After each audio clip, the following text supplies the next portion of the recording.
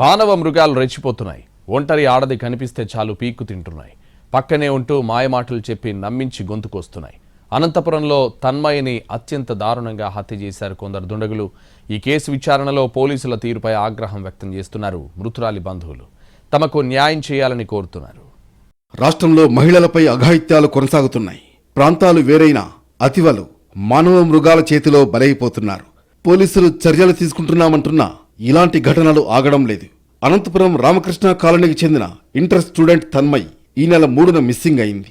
దీనిపై అనంతపురం 1 టౌన్ పోలీసులకు మృతురాలి తల్లిదండ్రులు ఫిర్యాదు చేశారు. కూడేరు మండల శివారులోని మణిపాల్ స్కూల్ సమీపంలో శవమై కనిపించింది.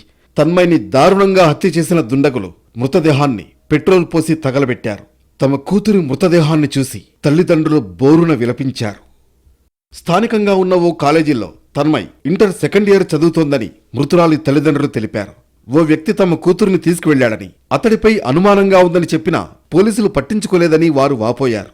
తమ కూతురిని దారుణంగా చంపి ఆపై పెట్రోల్ పోసి తగలబెట్టారని కన్నీటి పర్యంతమయ్యారు.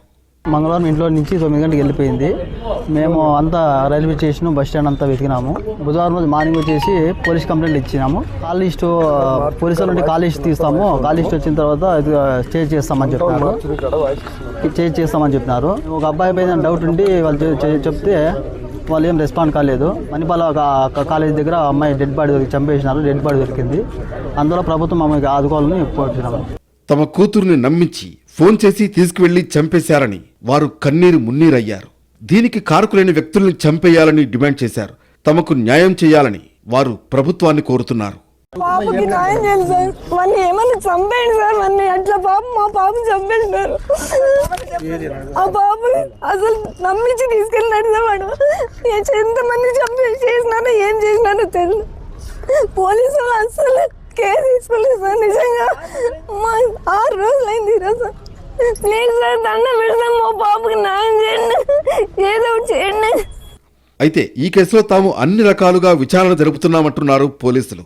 బాధితులు ఫిర్యాదు చేయగానే ఎఫ్ఐఆర్ నమోదు చేశామని, అనుమానితుడిని విచారించినట్లు చెబుతున్నారు. రాత్రి 9 గంటలకు వెళ్ళిపోయింది అని వెంటనే మేము ఎఫ్ఐఆర్ చేసినాము. ఎఫ్ఐఆర్ చేసిన తర్వాత సాక్షులను కూడా విచారించినాము. సీనుకు పోయినాము. ఆ పాప చదివే కాలేజీకి వెళ్ళినాము. తర్వాత ఎవరైతే సస్పెక్టెడ్ పర్సన్ చెప్పినారో వాళ్ళని కూడా ఇంటరాగేషన్ చేసి విచారించినాము. ఈ క్రమంలోనే అమ్మాయి తలపై బీర్ బాటిల్తో కొట్టి చంపినట్లుగా మనకు కూడేరు పోలీస్ స్టేషన్ లిమిట్స్లో తేలింది. దీనిపైన మేము సీసీ ఫుటేజ్ అంతా కూడా ఎవరెంట పోయిందనేది వెరిఫై చేస్తున్నాం. తన్మయ్ హత్యోదంతంపై మాజీ సీఎం వైఎస్ జగన్ దిగ్భ్రాంతి వ్యక్తం చేశారు. రాష్ట్రంలో మహిళలకు బాలికలకు రక్షణ లేకుండా పోయిందని ఆందోళన వ్యక్తం చేశారు. శాంతి భద్రతల నిర్వహణలో చంద్రబాబు ప్రభుత్వ వైఫల్యం ఇలాంటి దారుణాల రూపంలో ప్రతిరోజూ కనిపిస్తోందన్నారు. తమ కుమార్తె కనిపించడం లేదని బాలిక తల్లిదండ్రులు ఈ నెల 3న ఫిర్యాదు చేస్తే 6 రోజుల తర్వాత కూడేరు మండలం బ్రాహ్మణపల్లి సమీపంలో తన్మయ్ మృతదేహాన్ని గుర్తించారన్నారు. ఇది పూర్తిగా అధికార యంత్రాంగం వైఫల్యమే అన్నారు జగన్.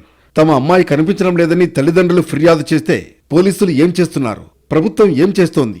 కేవలం రెడ్ బుక్ రాజ్యాంగం అమలు, డైవర్షన్ పాలిటిక్స్ తప్ప ఈ ప్రభుత్వానికి ప్రజల రక్షణ పట్ల బాధ్యత అనేది ఉందా అని ప్రశ్నించారు జగన్. తన్మయ్ హత్యా ఘటనకు ముఖ్యమంత్రి, ప్రభుత్వం బాధ్యత వహించాలని డిమాండ్ చేశారు.